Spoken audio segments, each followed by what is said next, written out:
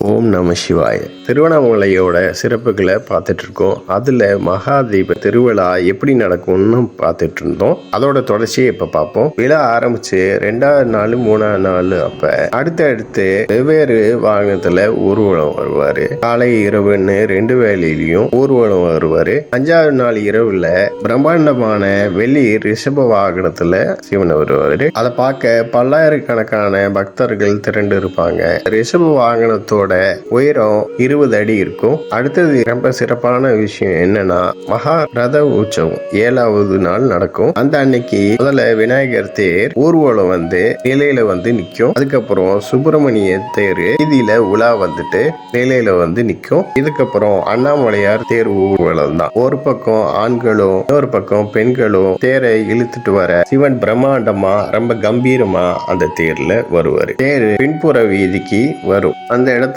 மேய்க்க மலை ரூபத்துல அண்ணாமலையார் இருக்கிறதையும் பார்க்கலாம். மலை வந்து பின்னாடி இருக்க, தேர் அதுக்கு முன்னாடி இருக்க பாக்குறப்ப அது ரொம்ப பிரம்மாண்டமாவும் அருமையாவும் இருக்கும். இந்த தேரை இழுத்துட்டு வர பக்தர்கள் தேவி பயணம் அடைஞ்ச மாதிரி இருக்கும். இதுக்கப்புறம் அண்ணாமலையார் தேருக்கு பின்னாடி அம்மனோட தேரும் வரும். அந்த தேரை பெண்கள் மட்டும்தான் இழுத்துட்டு வருவாங்க. அம்மனோட தேருக்கு பின்னாடி சண்டிகேஸ்வரர் தேர் வரும். இப்ப விநாயகர், சுப்பிரமணியர், சிவன், பார்வதி, அதுக்கப்புறம் சண்டிகேஸ்வரர் தேர் 5 தேருமே ஒண்ணுக்கு பின்னாடி ஒன்னா வீதி உலா வருவாங்க.